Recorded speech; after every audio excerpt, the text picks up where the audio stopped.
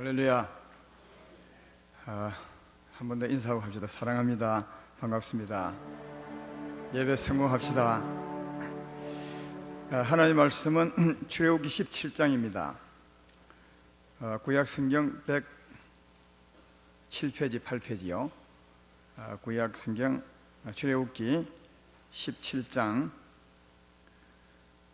오늘 본문은 5절부터 7절까지 되어 있는데요. 1절부터 읽어보겠습니다. 1절부터 7절까지 제가 하겠습니다. 혹시 화면에도 나오네요.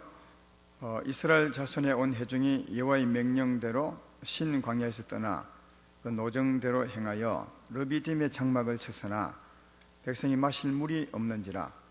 백성이 모세와 다투어 이르되 우리에게 물을 주어 마시게 하라. 모세가 그들에게 이르되 너희가 어찌하여 나와 다투느냐? 너희가 어찌하여 여호와를 시험하느냐? 거기서 백성이 목이 말라 물을 찾으매 그들이 모세에게 대하여 원망하여 이르되 당신이 어찌하여 우리를 애굽에서 인도해 내어서 우리와 우리 자녀와 우리 가축이 목말라 죽게 하느냐? 모세가 여호와께 부르짖어 이르되 내가 이 백성에게 어떻게 하리이까? 그들이 조금 있으면 내게 돌을 던지겠나이다. 여호와께서 모세에게 이르시되 백성 앞을 지나서 이스라엘 장로들을 데리고 나일강을 쳤던 내 지팡이를 손에 잡고 가라. 내가 호렙산에 있는 그 반석 위에 거기서 내 앞에 서리니 너는 그 반석을 치라.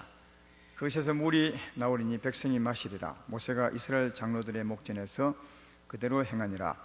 그가 그곳 이름을 마사 또는 머리바라 불렀으니 이는 이스라엘 자손이 다투었으며 또는 그들이 여호와를 시험하여 이르기를 여호와께서 우리 중에 계신가 안 계신가 하였습니다. 아멘.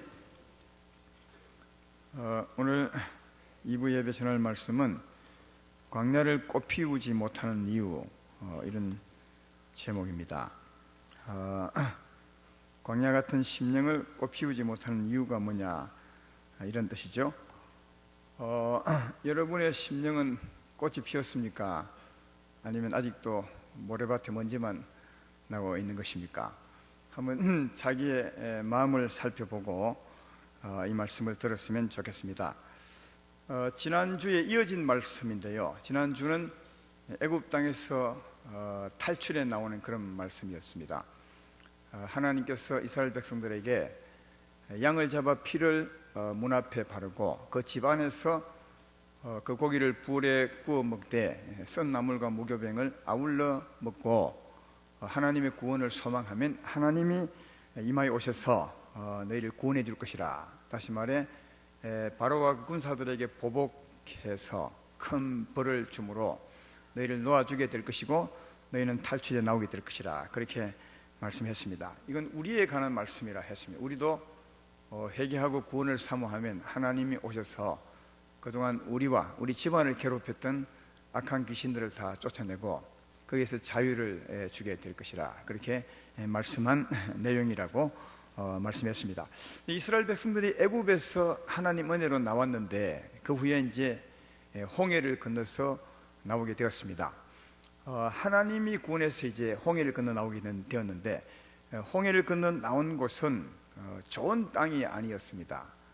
우리가 알다시피 광야였습니다. 출애굽기 15장 22절에 보면 광야 땅이라고 말합니다. 모세가 홍해에서 이스라엘을 인도하여 그들이 나와서 수르 광야로 들어가서 거기서 사흘 길을 걸었으나 물을 얻지 못하고 수르 광야로 나오게 되었던 것을 볼 수 있습니다.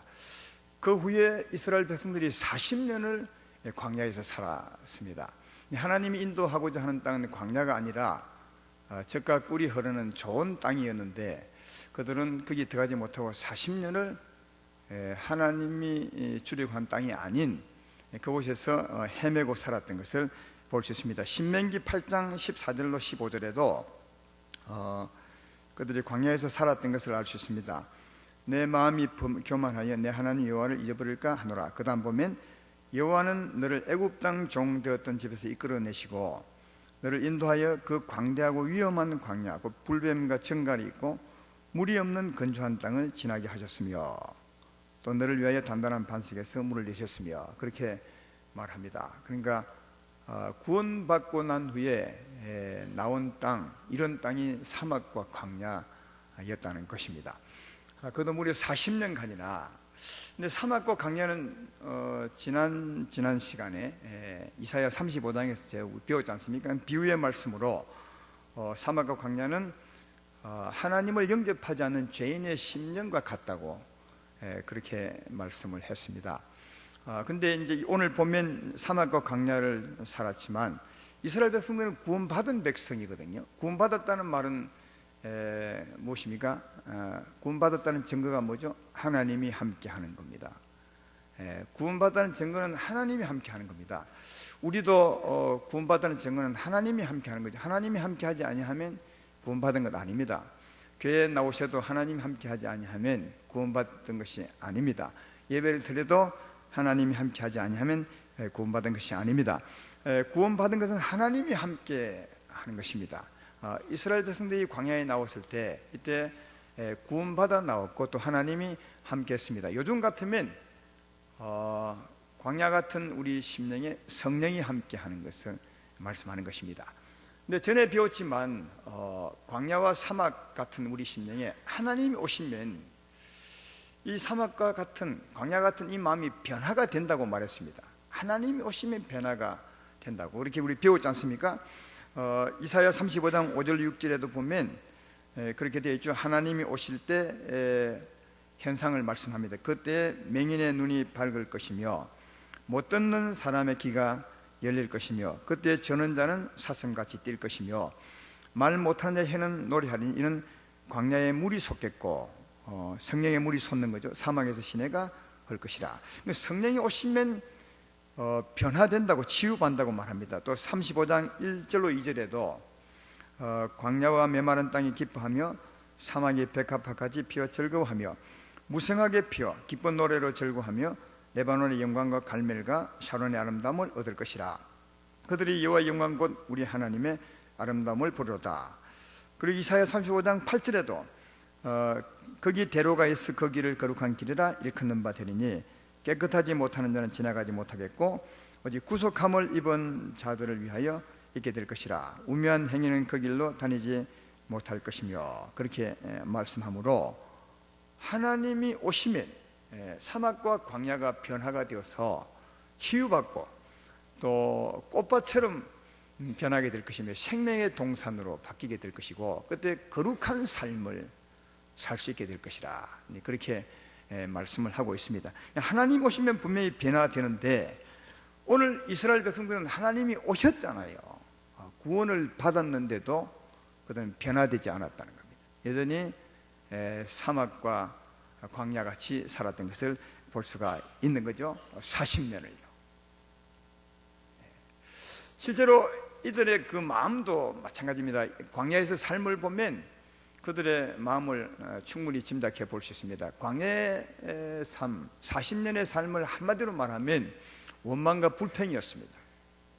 혹시 말하자면 물 없으면 원망하고 불평하고 오늘 본문에도 읽었지만 말이죠. 싸우고 다투고 염려하고 이런 세월이 광야 생활이었으니까 그 마음을 보면 탁탁하고 메마르죠. 사막과 광야 같잖아요. 이들은 이렇게 살았습니다. 무려 40년을 이렇게 산 거죠. 구원받았지만 전혀 변화받지 않고 40년을 사막과 광야처럼 살았다는 것을 알 수가 있다. 여러분은 어떻습니까? 이미 우리도 구원받았지 않습니까? 구원받았음을 믿으면 아멘 합시다. 그러면 사막과 광야가 변화되어야 맞는데 변화되었느냐 하는 거죠. 변화되지 않았느냐 변화되었느냐 하는 겁니다. 이스라엘 백성들은 40년 동안 변화되지 않았다는 겁니다. 그리고 끝까지 변화되지 않고 죽은 사람도 있습니다. 광야에 먼지만 둘러쓰고 살다가 죽은 사람이 얼마나 많은지 모릅니다. 구원받았는데 하나님 오시면 성경은 말하기를 변화될 것이라고 사막이 꽃밭으로 바뀔 것이라고 말했지만 전혀 바뀌지 않고 40년을 살았던 것을 볼 수 있습니다. 왜 여러분 그럴까요? 하나님 오시면 하나님이 사막과 광야를 바꾸어 주리라 말씀하고 있는데 변화되리라 하고 있는데 왜 사막과 광야가 변화되지 않았느냐 하는 겁니다. 그 이유는 딱 한 가지입니다. 오늘 이것을 잘 들으셔야 돼요. 이 한 가지를 발견하는 게 정말 힘든 것 같아요. 제가 보기에는. 저도 오랜 세월 말씀을 보고 전하고 왔지만 이 한 가지를 발견하는 것은 이제야 말씀하게 됐으니까 참 단순하고 쉬운데도 발견하기 쉽지 않은 것 같다, 그런 생각이 듭니다. 한 가지가 뭐냐, 결론적으로 말하면 광야 안에 있는 물을 보지 못한 거죠. 광야 안에 있는 물을 보지 못한 것이며, 다시 말해 광야를 변화시킬 수 있는 그 물을 그들은 보지 못했어요. 오늘 본문의 말씀이 뭐냐 하면 광야에 나왔습니다. 물이 없는 거예요. 사막과 광야니까. 그래서 사람들이 막 불평했죠. 아까 앞에 읽었던 것처럼 모세와 다투고, 모세가 얼마나 겁났던지, 하나님 조금 있으면 저 사람들이 돌로서 나를 칠 것 같습니다. 이 분위기가 아주 험악해요. 왜? 물이 없으니까. 물이 없으면 얼마나 힘들겠어요. 자기도 목마르고 가족도 목마르고 가축도 목말라 죽어갈 형편이니까 굉장히 힘들죠. 그러니까 원망하고 불평했던 것을 볼 수 있습니다. 그때 모세가 하나님께 기도했더니 하나님께서 모세에게 말하기를, 내가 가진 지팡이를 들고 내가 지시하는 그 반석 앞으로 가라. 그리고 그 반석을 세게 치면 그 반석에서 물이 나올 것이라, 그렇게 했습니다. 그래서 그 후에 반석을 쳤더니 물이 나왔어요.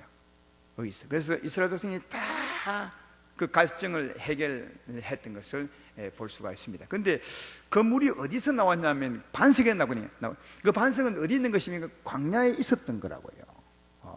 이미 오랜 전에 있었어요. 이 물이 하늘에서 쏟아진 것이 아닙니다. 광야에서 솟아났던 것을 볼 수 있습니다. 있었는데 이스라엘 백성들은 못 봤던 거죠. 이게 물을 내어서 먹는 이 사건이 출애굽기에 두 군데가 나옵니다. 또 한 군데 나오는데 거기는 출애굽기 어디냐 나오냐 하면 민수기 20장 7절로 8절에 나옵니다. 거기도 보면 이스라엘 백성들이 가다가 물이 없었습니다. 또 원망하고 싸웠어요. 그때 하나님이 모세에게 또 지시하기를, 이제는 반석을 쳐서 낼 것이 아니라 반석에게 명령해서 내라고 하라.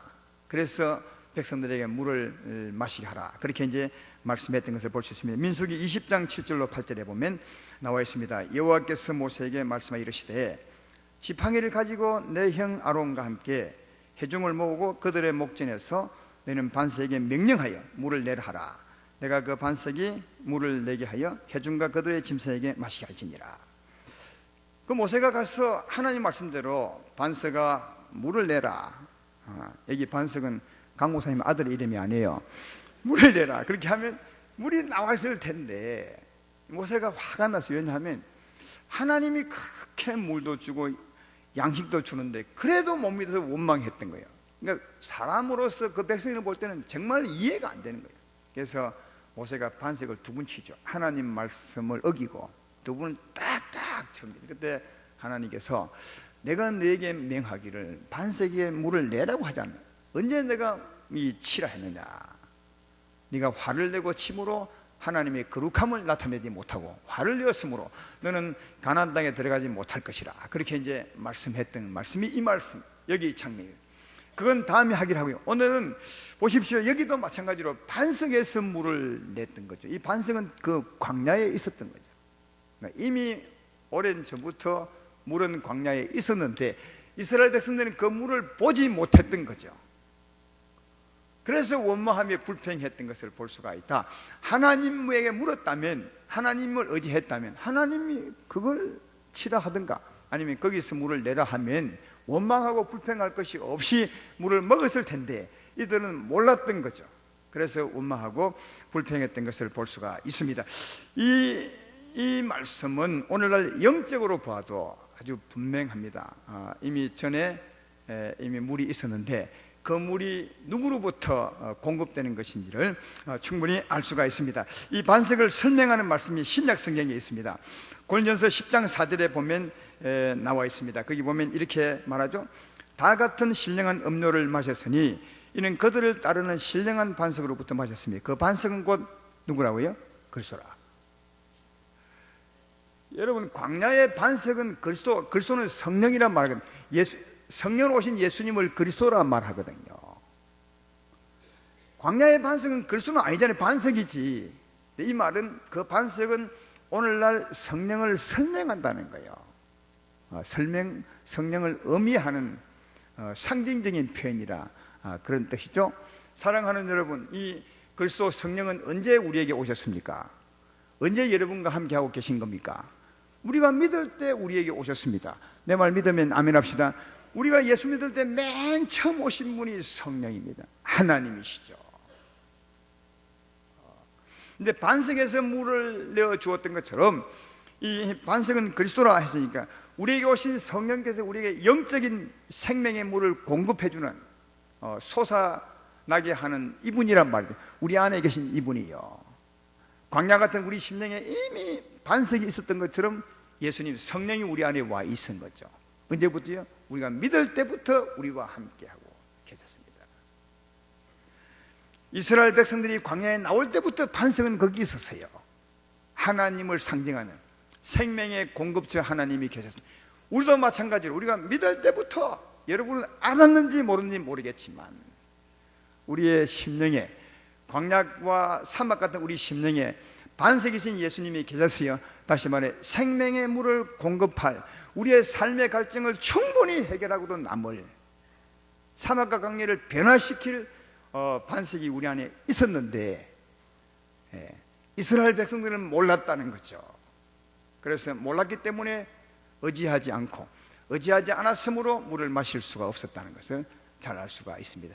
사랑하는 여러분, 이스라엘 백성들이 40년 광야 생활을 살았던 이유가 바로 이것입니다. 이미 있는데, 광야와 사막 가운데 물이 있는데 그것을 보지 못한 거죠.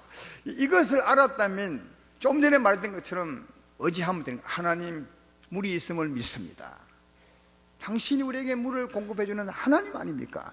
물을 주십시오 하면 하나님을 믿고 구하는 그들에게 하나님은 물을 주시는 거죠. 모세가 기도하고 믿고 구해야 할 때 주셨던 것처럼 이들이 믿고 기도하면 원망할 필요가 없잖아요. 그러니까 알았다면 믿고 구했을 것이고, 그러면 하나님이 주셔서 그 은혜로 살아갈 수 있었을 텐데 몰랐기 때문에 원망하고 불평했던 것을 발견해 볼 수가 있다 하는 겁니다. 다르게 말하면 사막과 광야 가운데 물이 있는 것을 알았다면 그들은 그 물을 솟아나게 했을 것이고, 그 물이 솟아났다면 어찌 되겠어요? 사막이 변화되는 거죠. 풀이 나고 꽃이 피고 사막이 생명의 동산으로 바뀌는 거죠. 제 말 이해되면 아멘 합시다. 바뀌는 거예요. 근데 이걸 몰랐어요. 그래서 그들은 그 오랜 세월 동안 이걸 몰랐기 때문에 사막과 광야처럼 굉장히 어렵게 살았던 것을 볼 수가 있습니다. 여러분 생각해 보십시오. 사막과 광야를 변화시킬 수 있는 것은 뭡니까? 뭐라고 생각하십니까? 때때로 우리 주위에도 이런 때가 있잖아요. 비가 오지 아니하면, 요즘은 참 비가 잘 오는 것 같아요.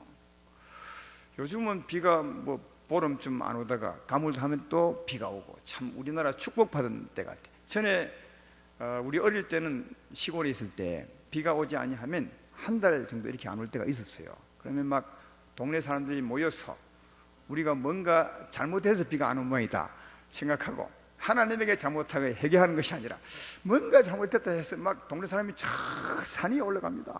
깽가리 치면서 그런 기억이 나요. 그러니까 그때 한 달만 비가 안 와도 이 땅이 마르고 막 쪼개지거든요. 그렇잖아요. 근데 그런 쪼개진 땅도 비만 오면 신기하게 풀이 솟아나고 꽃이 피고 푸른 동산이 되는 것을 볼 수가 있는 것이거든요. 자주 제가 말하지만 저는 이상하게 동물의 왕국을 좋아합니다. 아프리카 사막 광야를 자주 보거든요. 거기도 우기와 있고 건기가 있습니다. 우기 때는 비가 오지만 건기 때는 비가 안 오는데, 거기는 우리나라와 달라서 한 6개월 동안 이렇게 비 안 오니까 아예 대지가 깡말라 버리더만요. 나무들도 다 시들어 죽고, 그런데도요 우기가 돼서 비만 오면 또 이 싹이 나서 꽃이 또 아름답게 피더만. 그러니까 사막과 광야를 변화시킨 것은 물입니다. 물이 솟으면 사막은 변화되게 되어 있습니다. 광야는 변화되게 되어 있습니다. 우리의 심령도 마찬가지요. 이 자연은 곧 우리를 보시라고 하나님이 만들어 경영하고 계신 겁니다. 사막과 광야 같은 우리 심령도 변화시키는 것은 물입니다. 다만 물이 다르죠. 우리의 심령을 변화시키는 물은 하나님의 물, 생명의 물이고, 저 사막을 변화시키는 것은 그냥 물이고요, 우리의 심령을 변화시키는 것은 하나님의 성령의 생명의 물인 줄로 믿습니다. 이 생명이 우리 안에 솟으면, 솟아나게 하면 금방 변화되는 거죠. 이사야 35장 5절 6절에 아까도 들었지만 다시 한번 보면 5절 6절에 그때 맹인의 눈이 밝을 것이며 못 듣는 사람의 귀가 열릴 것이며 그때 저는 자는 사슴같이 뛸 것이며 말 못하는 자의 혀는 노래하리니 그 다음에 이는 광야에서 물이 솟겠고 사막에서 시내가 흐를 것입니다. 그러니까 광야 같은 우리 심령, 병든 우리 심령이지만 여기서 샘이 솟으면, 성령의 물이 솟으면 우리 심령이 치료된다는 거예요. 치료가 돼. 강팍했던 우리 마음이, 딱딱한 우리 마음이 화 잘 내고 작은 일에도 두려워 떨고 염려하고 걱정하고 시기하고 질투하는 이 추하고 더러운 마음이 이 성령의 샘이 솟으면 치유된다는 거예요. 그리고 우리 심령이 아름다운 꽃밭처럼 향기 나는 동산으로 바뀐다는 거예요. 무엇으로? 물이 그렇다는 거예요. 물이, 하나님의 생명의 물이. 근데 이 생명의 물은 아까도 말했지만 이미 예수님 믿을 때 여러분 심령에 오신 거예요. 이미 계신 겁니다. 이미 계신 겁니다. 이미 성령의 물이 계신 거예요. 이미 반석이 있는 거예요. 이미. 이게 중요한 일은 우리가 이것이 있음을 알고 이 물이 솟아나게 하셔야 돼요. 여러분, 이 물은 저절로 솟아나는 것이 아니라는 거예요. 이게 참 중요한 포인트입니다. 저절로 하나님이 오시면 저절로 솟아난다면 여기 광야가 아름다운 동산으로 바뀌지 않을 심령이 어디에 있겠어요? 다 바뀌었을 거 아니에요. 근데 이 물은 알고 구하는 자에게 솟아난다는 거예요. 그러니까 우리가 솟아나게, 믿는 자가 이 사실을 알고 솟아나게 해야 돼요. 그럴 때 이 물은 솟아나게 되고, 솟아난 물은 우리를 바꾸어낸다는 사실을 알 수 있는 거예요. 오늘 본문도 그렇지 않습니까? 반석의 물이 있었어요. 하나님은 아시는 거죠. 근데 모세가 기도하는 겁니다. 하나님, 어찌하면 이 목마른 삶을 해결할 수 있습니까? 물론 광야는 육체가 목말랐지만 이것이 의미하는 바는 우리 삶의 목마름을 말하는 거 아니겠습니까? 지금 여러분 물 없어서 죽어가는 분이 어디 있습니까? 그러나 삶이 목말라서 죽어가는 사람은 너무너무 많다는 거예요. 그때 하나님이 말씀해요. 반석을 치라 그랬어요. 그러니까 저절로 나온 게 아니에요. 반석을 친 겁니다. 그랬더니 쏟아져 나온 거예요. 그 다음 민수기 20장도 마찬가지죠. 거기도 반석이 있었어요. 그 밑에 물이 엄청 있는 거예요. 그 백성의 가란 목을 죽이고도 남을 만한, 광야를 꽃밭으로 바꿀 만한 물이 있는 거예요. 그 안에. 이런데 저절로 솟아나지 않았습니다. 하나님 모세에게 분명히 말하기를 그 반석에게 명령하여 물을 내라고 하라. 그러니까 믿는 사람이 이 사실을 알고 솟아나게 해야 된다는 거예요. 여러분이 솟아나게 해야 된다는 거예요. 이 물이 안에 있지만 있는 것을 알지 못한 사람은 절대로 솟아나게 못하죠. 그러나 알고 솟아나게 하면, 이 물이 솟으면 변화가 되는 거예요. 여러분, 이것은 신약 성경에도 예수님이 우리에게 말씀해 준 겁니다. 요한복음 7장 37절로 38절에 보면 명절 끝날 곧 큰 날에 예수께서 서서 외쳐 이르시되 누구든지 목마르거든 내게로 와서 마시라. 나를 믿는 자는 성경의 이름같이 그 배에서 생수의 강이 흘러나리라. 여기도 보시죠. 목마르거든 내게로 와서 마시라. 이 말은 내게 와서 구하라는 말이에요. 여기 내게는 어디입니까? 우리 안에 있는 그리스도, 물을 공급하는 예수님을 말하는 거죠. 그러니까 이 예수님에게 와서 구해야 된다는 거예요. 이 물이 있음을 알고, 여러분 안에 있는 그 물이 있음을 알고 우리 안에 오신 예수님께서 우리 생명의 물을 공급하는 분임을 이해하시고 와서 구하라는 거예요. 주여, 내가 정말 목이 마르오니 너무너무 힘들고 삶의 만족도 없사오니 은혜를 베풀어 주십시오 하면 이 물이 솟아난다는 거예요. 이 물이 솟아나면 우리 심령이 변화를 받는다는 거예요. 이해되십니까? 이스라엘 백성들이 이것을 몰랐기 때문에 40년을 고생한 거예요. 40년을 몰랐다니까요. 지금도 마찬가지입니다. 지금도 저는 이스라엘 백성들의 삶이 이해가 돼요. 어쩌면 오늘날 성도님들의 삶이 그렇다는 것을 미리 보여준 것이 아닌가, 저는 그런 생각이 돼요. 오늘날 교인들이 얼마나 많아요. 세계적으로 마산에만 해도 얼마나 교인들이 많겠습니까? 그러나 대부분의 성도님들은 광야의 이스라엘 백성들처럼 자기 안에 자기의 삶을 죽일 말이에요. 광야와 사막 같은 자기의 심령을 죽여서 꽃밭으로 만들기에 충분한, 삶의 만족을 주기에 충분한 물이 있음을 모른다는 거예요. 모르기 때문에 구하지 않습니다. 구하지 않기 때문에 솟아나지 않는 겁니다. 솟아나지 않기 때문에 분명히 반석은 있는데도 광야처럼 사는 겁니다. 너무 힘들게 사는 거죠. 사랑하는 여러분, 이미 우리에게 반석이 있습니다. 성령이 있습니다. 여러분이 평생을 먹고 마셔도 모자라지 않는 그 물이 우리 안에 있습니다. 다만 모를 뿐이고, 그래서 구하지 않을 뿐이고, 그 물이 솟아나게 하지 않을 뿐이지, 믿는 사람에게 이미 그리스도가 우리에게 있다는 거예요. 그분 의지하고 사시기를 주의 이름으로 축원합니다. 창세기 26장에 보면 이삭에 관한 얘기가 나옵니다. 이삭이 아브라함의 아들이죠. 그가 가나안 땅, 하나님의 약속의 땅에 살을 때 흉년이 찾아와요. 흉년이 왔단 말은 비가 안 오는 거예요. 비가 안 와요.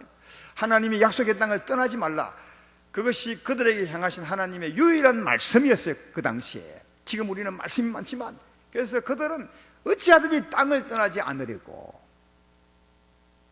약속의 땅을 떠나지 않으려고 예를 썼어요. 그런데도 비가 오지 않으니까 땅은 마르죠.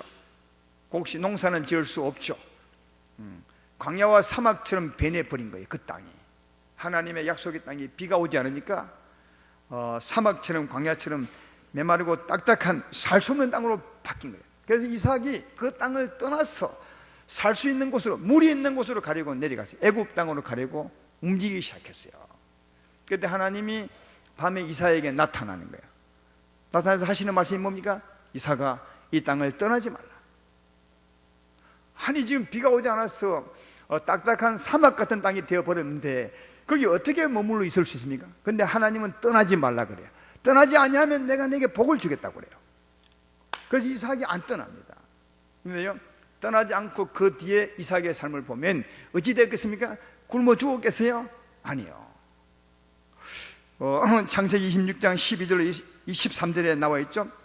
이삭이 그 땅에서 농사하여 그 해에, 그 해라는 말은 비 안 오는 그 해에, 여전히 비 안 온 때입니다.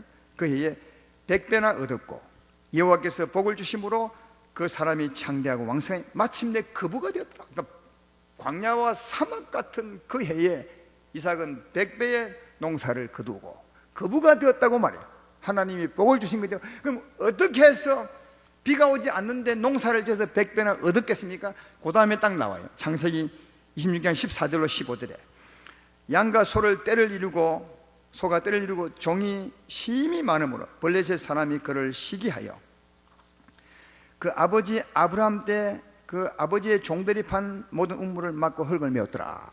그러니까 이 말씀을 보면 이삭이 무슨 물을 마셨다는 겁니까? 지하수를 마신 거예요. 그 아버지가 팠던 그 샘물을 판 거예요. 그러니까 그 사막과 광야 같은 그 땅 밑에 있는 물을 끌어올린 거예요. 그러니까 물이 솟게 한 거란 말이에요. 하늘에 비 오지 않지만 땅 밑에 있는 물을 솟아나게 한 거예요. 그래서 그 물로서 농사 지었다는 말은 사막과 광야가 변화된 거죠. 푸른 동산으로 바뀐 거죠. 농사하고 열매 맺는 땅으로 바뀐 거죠. 제 말 이해되십니까? 옥토로 바뀐 거예요. 무엇으로? 그 물로서 그 물을 솟아나게 하서 그렇게 했던 것을 볼 수가 있습니다. 여러분, 여기서 우리는 하나님께서 그 흉년에 이삭으로 하여금 그 땅에 머물러 한 이유를 알 수 있어요. 왜 머물러 한 것입니까? 하나님께서 그 밑에 물이 있다는 거예요. 그 물을 보고 그 물을 의지하면 네가 충분히 살고도 남은 것을 하나님은 아신 거예요. 그래서 그 흉년에 그 땅에 머물러 한 것은 그 물을 보고 하나님 머물러 했던 것을 볼 수 있다. 바로 모두가 다 이삭처럼 그렇잖아요. 안에 있는 이 물을 의지하면 충분히 만족하며 살아갈 수 있는 이 100배라는 말은요, 삶의 만족이지. 요즘 같으면 삶의 만족이 처음보다 애굽으로 내려가야 할 그때보다 농사 짓고 난 후에 100배나 더 은혜롭게 살았다는 것을 말하고 있거든요. 너무 은혜롭게 살았다. 그 흉년에 무엇으로 그 물을 솟게 하사 그렇게 했던 것을 볼 수가 있다. 그것입니다. 여러분 안에 그 물이 있는 것입니다. 그 물이 있는 것입니다. 많은 사람들이 이삭처럼 예수 믿고 신앙생활하다 삶이 어려우면 다시 세상으로 나갑니다. 그리고 온갖 방법으로 그 삶의 갈증을 해결해 보려고 예를 쓰는 거죠. 이삭처럼 내려가는 거죠. 하나님은 뭐라 합니까? 가지 말라는 거예요. 가지 말라. 네 삶을 충분히 은혜롭게 살게 할 물이 네 안에 있다. 네 안에 있는 그 물을 보라는 거예요. 그 물을 보고 그 물을 솟게 하면 충분히 만족하게 살아갈 수 있다. 그 물이 솟으면 네 심령이 치유받게 될 것이며, 네 몸이 치유받게 될 것이며, 네 삶이 풍성할 것이며, 은혜가 넘치는 삶을 살아갈 수 있을 것이라 하나님은 그렇게 말씀하는 거예요. 그 물을 보게 하기 위해서 이삭으로 하여금 가지 못하게 했던 것을 볼 수 있는 겁니다. 하나님께서 이스라엘 백성들을 애굽 땅에 인도하고 난 후에 그 다음 광야를 지나 어디로 데리고 들어갔습니까? 광야 다음에 젖과 꿀이 흐른 땅이죠. 요단강 건너서 젖과 꿀이 흐른 땅이 어떤 땅인지 아십니까? 한번 신명기 8장 7절로 9절 보면 알 수 있습니다. 그 땅을 설명하는 겁니다. 내 하나님 여호와께서 너를 아름다운 땅에 이르게 하시나니 그곳은 골짜기든지 산지든지 시내와 분천과 샘이 흐르고 밀과 보리의 소산지요 포도와 무화과와 석류와 감람나무와 꿀의 소산지라. 내가 먹을 것에 모자람이 없고 내게 부족함이 없는 땅이며. 그랬어요. 왜 부족함이 없는 땅입니까? 이 땅이요? 예? 조금 읽었잖아요. 그 땅이 왜 부족함이 없는 땅이 된 것입니까? 왜 열매 맺는 땅이 된 것입니까? 왜 농사가 잘 된 땅이 된 것입니까? 골짜기마다 어디든지 이 샘이 솟는 거예요. 그 땅은 샘이 솟는 땅이라는 거예요. 그러니까 이걸 오늘날 영적으로 바꿔보면 어떤 사람입니까? 끊임없이 샘이 솟게 하는 사람이라는 거예요. 끊임없이 아침에도 샘이 솟게 하고 점심에도 샘이 솟게 하고 언제든지 이 샘이 솟게 하는 사람이 은혜로운 삶을 살 수 있다는 거예요. 다시 말해 젖과 꿀이 흐르는 땅에 이런 삶을 산다는 거예요. 제 말 무슨 말인지 아시겠습니까? 여러분 광야와 젖과 꿀이 흐르는 땅의 차이가 뭔지 아십니까? 광야와 그 은혜로운 땅의 차이가 뭐냐 하면 딱 한 가지입니다. 하나는 뭐냐면 광야에 산다는 것은 뭐냐 하면 그 밑에 물이 있으면서도 물이 있는 줄 모르고 지 힘으로 사는 거예요. 자기가 물을 막 구해보려고. 왜? 너무 삶이 힘드니까. 그래서 원망하고 불평하는 삶이 광야 삶이라면, 은혜로운 삶은 뭐냐 하면 그 안에 물이 있음을 알고 그것을 의지하고 막 계속 솟아나게 하는 거예요. 여러분 광야의 삶의 차이와 은혜로운 땅에 사는 삶의 차이는 딱 이겁니다. 똑같은 땅인데 물이 있음을 알고 솟아나게 하는 거냐, 아니면 물이 있음을 모르고 자기 힘으로 살려고 애를 쓰느냐, 그것 차이라는 것을 알 수 있어요. 그래서 광야를 지난 후에 젖과 꿀 흐른 땅에 이르게 한 이유는 광야를 지나면서 광야 안에 물이 있음을 하나님이 보게 하는 거예요. 지금 우리에게 말씀하는 거예요. 물이 있음을 보게 하는 거다. 성도들도 보면 이 물이 있음을 알지 못하는 사람, 물을 의지하지 않은 사람은 늘 광야처럼 힘들게 삽니다. 그렇지만 살다가 이 어려운 삶을 통과하면서 광야를 지나면서 이걸 아는 거죠. 내 삶에 만족을 주는 그 힘이 이미 내 안에 있구나. 성령의 샘이 있는구나. 이삭의 샘이 있었던 것이 있구나. 이것을 알고 끊임없이 의지하는 사람이 은혜로운 삶을 사는 자가 된다는 거예요. 그래서 광야를 지나 그 땅이 있도록 하나님께서 만들어 놓으신 것입니다. 사랑하는 여러분, 이미 여러분 안에 이 샘이 있습니다. 영생하도록 솟는 샘이 있습니다. 절대로 마르지 않는 샘이 있습니다. 우리 삶을 충분히 적시고도 남을 셈이 있습니다. 이 삶을 끊임없이 솟아나게 하는 사람, 그 사람이 은혜롭게 사는 자라는 거예요. 에레미야서 2장 13절에 이런 말씀이 있죠. 내 백성이 두 가지 악을 행하였나니 곧 그들이 생수에 거는다는 나를 버린 것과 스스로 웅둥이를 판 것인데 그것은 그물을 가두지 못할 터진 웅둥이라. 두 가지 악이 뭡니까? 생수를 의지하지 않는 것이고 자기 스스로 그 웅둥이를 파서 그 물을 마셔보겠다고 하는 것이 두 가지 악이라는 거예요. 우리는 이런 것을 악인지도 몰랐죠.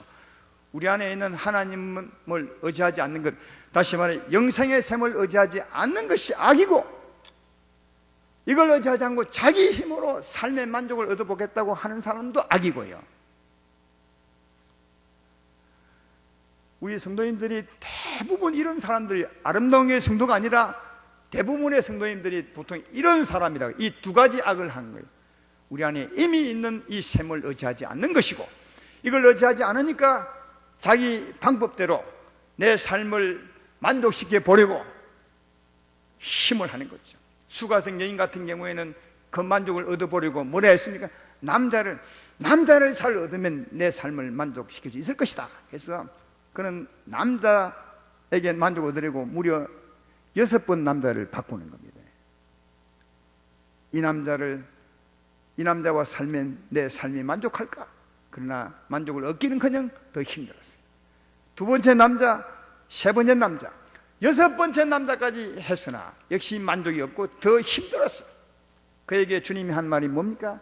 이 물을 마신 자는 마실수록 더 목마르겠거니와. 그렇게 만족을 얻으려면 더 목마르는 거예요. 솔로몬 왕이 여자를 1000명했다잖아요. 왜 1000명했겠습니까? 하나 해보니까 만족이 없는 거예요. 두 번째 하면 만족이 있을까? 그것도 없는 거예요. 이래서 1000명 간 거 아니겠습니까? 우리나라 수준이 더 세다대. 의자왕은 3000명이라 했다더만. 여러분, 사람은 같습니다. 사람에게 만족 얻어보려고요, 절대로 얻지 못합니다. 사람을 바꾸면 끊임없이 바꿔요. 그러나 결코 만족을 주지 못합니다. 왜? 만족은 그것이 주는 것이 아니라는 거예요. 네가 아무리 만족을 얻어도 그건 터지는 웅둥이라는 거예요. 다시 말해 그것이 너를 만족해 하지 못한다는 거예요. 삭개오 같은 분은 돈을 벌면 만족할까 해서 그는 세리장이 되어서 나라를 반역하고 돈을 많이 모으며 큰 거부가 되지만 그 돈이 삭개오를 만족시키지 못합니다. 누가 삭개오를 만족시켰습니까? 삭개오 집에 찾아온 예수님이 그의 삶을 만족시켜 주었습니다. 어떤 사람은 예수 믿고 난 후에도 이 만족을 찾지 못하니까 열심히 전도함으로 만족을 해보려고. 여러분, 진짜 영혼을 사랑하여 전도하는 사람이 있는가 하면 삶이 힘드니까 혹시 이것을 하면 내 삶이 좋아질까 싶어 하는 분도 많이 있습니다. 봉사도 마찬가지고요. 그런 사람은 전도와 봉사가 우상이죠. 그렇게 해서 만족을 얻는 것이 아니라 만족은 어디 있다고? 이미 여러분 안에 있다는 거예요. 우리 안에 있습니다. 우리 안에 있습니다. 영생하도록 솟는 샘이 있는 거예요. 거기서 만족을 찾으려면 찾을수록 더욱 목마르지만 내가 주는 물을 마신 자는 영원히 목마르지 아니하리니 내가 주는 물은 그 속에서 영생하도록 솟아나는 샘물이 될 것이라. 이미 우리 안에 영생하도록 우리 삶이 다하도록 쓰고도 남는 샘물이 있는 거예요. 우리 삶의 만족. 이런 설교를 듣고도 그래도 목사님 돈이 있어야 하지 않습니까? 그래도 이게 잘 되어야 되지 않습니까? 그래야 사람이 잘 살죠. 그런 분은 아직도 멀은 겁니다. 해보십시오. 그런 분은 하나님이 계속 둡니다. 왜? 이것이 아니구나 할 때까지 두는 거예요. 왜 그 길을 가려 하십니까? 이미 그런 길을 가보고 그것이 만족이 아니라고 한 그 말씀을 성경이 이미 기록해 두었어요. 왜? 이 후손인 우리들에게 그런 것을 빨리 깨달아 알아서 우리는 시행착오를 겪지 않고 하나님으로 만족을 얻으며 살게 하시려고 그렇게 하신 거예요. 이 성경은 시행착오를 줄이려고 하신 거예요. 그러므로 다른 것에서 만족을 찾기 원했던 분, 지금도 우리 마음속에 저것을 더 가지면, 저것을 이루면 참으로 좋겠다 하고 만족을 거기 두는 분이 있다면 스스로 웅둥이를 파지 마십시오. 그건 악입니다. 예수님은 악이라고 말씀해요. 생명의 물을 의지하지 않고 스스로 웅둥이를 파서 내 삶의 갈증을 해결해 보겠다고, 만족한 삶을 살아보겠다고 하는 사람은 악이라는 거예요. 그럼 반대로 하는 게 선입니다. 우리 안에 계신 생명의 예수님을 의지하고 그 물을 솟게 하는 것이고 그 힘으로 살아가는 것이 선이라는 거예요. 이 선을 의지하며 사시기를 주의 이름으로 축원합니다. 우리는 지난주에 회개하고 예수 믿음으로 우리 구원을 소망할 때 하나님이 오셔서 그동안 우리를 괴롭힌 귀신을 쫓아내 주었습니다. 우리 삶의 고통 중에 하나는 귀신입니다. 이놈이 나가면 우리가 참 자유할 수 있습니다. 그건 우리가 믿고 구원을 사모할 때 하나님 오셔서 벌 주시고 보복하시고 쫓아내십니다. 이놈이 나간 자리는 기억할 것은 사막과 광야 같다는 거예요. 우리 심령이. 왜? 아직은 생명이 없으니까. 그동안 얼마나 이놈들이 우리 심령에 있어서 황폐케 만들어 버렸겠어요. 사막처럼 만들어 버린 거죠, 이놈들이요. 근데 이놈들이 만든 이들이 나갔지만 여전히 황폐한 사막과 광야 같은 심령이라고요. 근데 꼭 기억할 것은 그래도 구원을 받았으므로 하나님이 계신 거예요. 샘이 있는 것입니다. 그 샘이 솟아나게 하면 광야는 변화되기 시작하는 거예요. 여러분, 아무리 마른 땅도 물이 계속 솟으면 그냥 땅은 변화돼요. 땅의 변화는 물에 있는 것입니다. 이것을 꼭 기억하셔야 됩니다. 우리 심령을 변화시킬, 꽃밭으로 바꿀, 푸른 동산으로 바꿀 물이 이미 우리 안에 있습니다. 여러분 안에 있는 것입니다. 우리가 할 최고의 일은 다른 일이 아니라 이 물을 계속 솟아나게, 아침에도 기도할 때 솟아나게 하고, 점심 때도 솟아나게 하고, 저녁 때도 솟아나게 하고, 계속 솟아나면 이 심령이 바뀌어요. 치유되고 회복되고 은혜로운 심령으로 바뀝니다. 바뀌면 저절로 향기가 나게 되어 있고 전도하게 되어 있습니다. 사랑하게 되어 있습니다. 치유하게 되어 있는 거예요. 여러분, 삶을 거꾸로 살면 안 되는 거예요. 샘이 솟게 하고 변화된 내 심령으로 세상에 나가야 세상을 바꾸시는데, 이 물을 솟게 하려 하지 않고는 그냥 나가서 내가 전도하면 내 삶이 만족할까, 내가 봉사하면 하나님 내게 복을 주실까, 이런 것만 생각하니까 40년을 살아도 심령은 여전히 사막과 광야라고요. 삶을 거꾸로 바꾸십시오. 먼저 샘이 솟게 하십시오. 샘이 솟게 하십시오. 여러분의 심령을 옥토로 바꾸십시오. 적각구리 헌땅으로 바꾸십시오. 그러면 우리 삶은 심령에 따라 변하게 되어 있어요. 말이 바뀔 것이고 내 삶이 바뀔 것이고 이웃에게 나는 향기가 바뀔 것이고, 그것이 곧 전도하는 삶이고 사랑하는 삶이 아닐까 생각합니다. 그러므로 우리의 최고의 일은 이미 내 안에 있는 샘이 솟게 하는 거다. 이 샘물을 마시고 살기를 주의 이름으로 축원합니다.